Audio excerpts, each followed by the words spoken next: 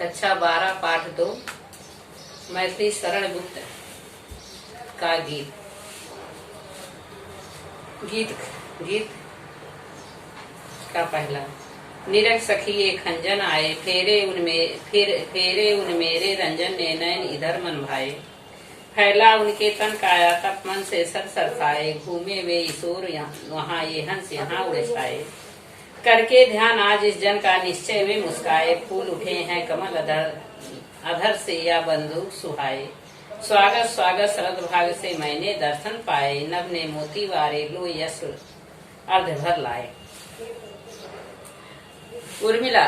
गृह वेदना में जब लक्ष्मण वन को चले जाते हैं तो उनके वर्षा ऋतु बीत जाने पर शरद ऋतु के आने पर उर्मिला अपनी सखी से कहती है, निरख सखी ये खंजन आए। हे सखी, शरद ऋतु के आने से खंजों के पक्षियों का जोड़ा इधर आ गया है। फेरे उर मेरे रंजन ने नयन इधर मन भाए। लगता है जैसे लक्ष्मण ने अपने नेत्र को इधर करके देख रहे हों। फैला उनके तन का तब मन से सरसाए। लग रहा है जैसे उन्हें उनके शरीर की गर्मी इधर फैलती हुई आ रही है और हृदय में तालाब के समान पक्षी भी उसमें घूम रहे हैं। घूमे वे इस ओर वहाँ ये हंस यहाँ उछाए। वे लगता है कि इस ओर घूम गए हैं और हंस वहाँ से उड़कर इधर आ रहे हैं। करके ध्यान आज इस जन का निश्चय वे मुस्काए। लगता है जैसे लक्ष्मण जी या मेरे प्रीतम मेरा ध्यान करके आज मुस्कुरा रहे हैं। फूल उठे हैं कमल अधर से या बंदूक सुहाए। जिस प्रकार कमल के फूल खिल जाते हैं उसी प्रकार लग रहा है जैसे आज उनके लाल लाल होंठ खिल गए हैं और सुंदर लग रहे हैं। स्वागत स्वागत शरद भाग से मैंने दर्शन पाए। हे शरद ऋतु, तुम्हारा स्वागत है, क्योंकि तुम्हारे आने से मैंने अपने भाग अर्थात प्रीतम अर्थात लक्ष्मण के दर्शन पा लिए हैं। नभ ने मोती वारे लो यश अर्ध भर लाए। आकाश से लग रहा है जैसे मोती गिर रहे हैं। जिस प्रकार मेरे नेत्रों से आंसू गिर रहे हैं और मैं उसका अर्ध दे रही हूँ, उसी मोती के समान दिखाई दे रहे हैं। गीत का दूसरा। शिशिर न फिर गए गिर वन में, जितना मांगे पतझड़ दूंगी मैं इस निज नंदन में। कितना कंपन तुझे चाहिए ले मेरे उस तन में, सखी कह रही पांडुता का क्या अभाव आनंद में। वीर जमा दे नयन नेरियर तू मानस भाजन में, तो मोती सा मा किंचना रखूं उसको मन में। हंसी गई रो भी न सकूं मैं अपने इस जीवन में, उत्तो उत्कंठा है देखो फिर क्या हो भाव भुवन। उर्मिला अपनी सखी से कह रही है कि शिशिर ऋतु आ गया है, शिशिर ना फिर गिर वन में। हे शिशिर, इस पहाड़ों और जंगलों से तो पहाड़ों और जंगलों में शिशिर ऋतु आने से पतझड़ के समान हो जाते हैं। जितना मांगे पतझड़ दूंगी मैं इस निज नंदन में से। हे शिशिर ऋतु, जितना तुम पतझड़ मांगो मैं अपने इसमें शरीर रूपी जंगल से दूंगी। कितना कंपन तुझे चाहिए ले मेरे इस तन में, तुझे कितना कंपन चाहिए तू मेरे इस शरीर से ग्रहण कर ले। सखी कह रही पांडुता का क्या अभाव आनंद में। उर्मिला अपनी सखी से कह रही है इस अभाव आनंद में या इस संसार में पांडुता का क्या अभाव है। वीर जमा दे नयन निर्यस्तु भानस भाजन में। हे वीर, तुम मेरे नेत्रों के नीर को या जल को जमा दे तू मानस भाजन में, मैं अपने मन रूपी हृदय में इसे बसा लूंगी। तो मोती सा मैं आकिंचना रखूं उसको मन में, मैं मोती के समान आकिंचन रूप से उसको अपने हृदय में धारण करके रखूंगी। हंसी गई रो भी ना सकूं मैं अपने इस जीवन से मेरी लक्ष्मण के चले जाने से मेरी हंसी भी चली गई और मैं रो भी नहीं सकती अपने इस जीवन में मैं रो भी नहीं सकती। तो उत्कंठा है देखूं फिर क्या हो भाव भुवन में। मेरे हृदय में यही उत्कंठा हो रहा है कि इस सारे संसार जगत में क्या हो रहा है, मैं इसको देख लूं। गीत का तीसरा। मुझे फूल मत मारो, मैं अबला बाला वियोगिनी, कुछ तो दया विचारो।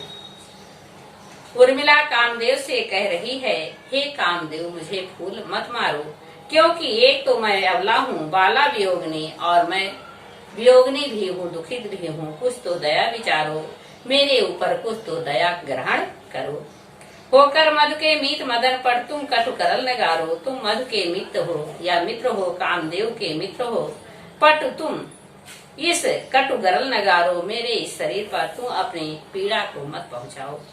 मुझे विकलता तुम्हें विकलता ठहरो, श्रम परिहारो, तुम्हारे आने से मैं व्याकुल हो रही हूँ, जो तुम्हारा श्रम विफल हो रहा है, ठहरो श्रम परिहारो, तुम रुको श्रम परिहारो और अपना परिश्रम बेकार मत करो।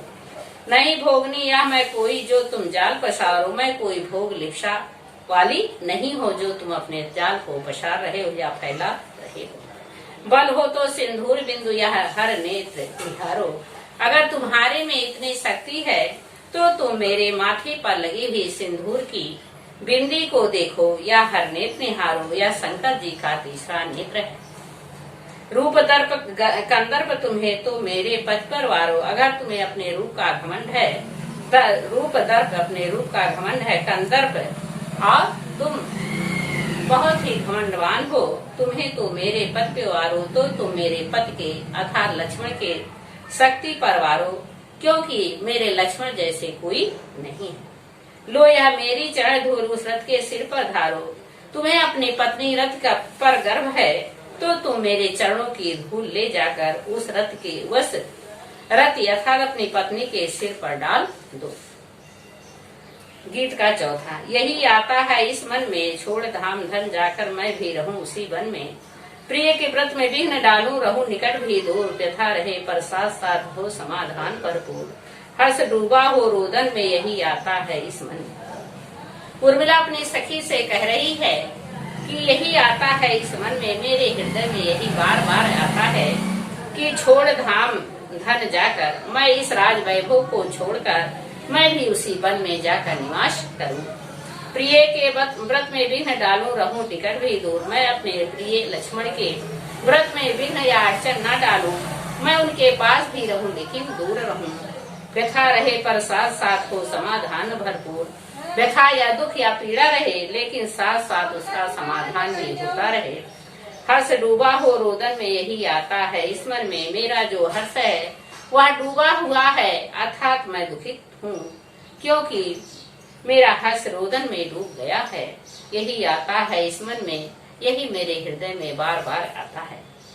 बीच बीच में उन्हें देख लूं मैं झुरमुट की ओट, जब वे निकल जाएं तब लेटूं उसी धूल में लोट। बीच बीच में मैं उन्हें झुरमुटों की ओर से या झुरमुटों की बीच से उन्हें देख लूं, जब वे निकल जाएं, जब वे अपने रास्ते से उस रास्ते से निकल जाएं, तब लेटूं उस धूल में लोट, तो मैं जाकर उस धूल में लोट जाऊं। रहे रत वे निज साधन में, हुए हमेशा अपने साधन में नित्य लगे रहें, यही आता है इस मन में, यही मेरे हृदय में बार बार आता है। जाती जाती गाती गाती कह जाऊं यह बात, मैं जाती जाती और गाती गाती यही बात कह जाती हूँ। धन के पीछे जन जगती में उचित नहीं उत्पात, धन के पीछे लोग धन के पीछे इस संसार में उत्पात करते रहते हैं, यह उत्पात अच्छा नहीं है। प्रेम की है जय जीवन में, यही आता है इस मन में, क्योंकि हर इस जीवन में प्रेम की ही जय होती है, यही मेरे हृदय में बार बार आता है। इस गीत में गुप्त जी ने लक्ष्मण की पत्नी उर्मिला की विरह दशा का वर्णन किया है। इसमें अनुप्रास, उपमा, यमक अलंकारों का प्रयोग किया है। इनकी शैली मुक्तक शैली है और विभिन्न प्रकार की शैलियों का भी प्रयोग किया है। विवरणात्मक शैली,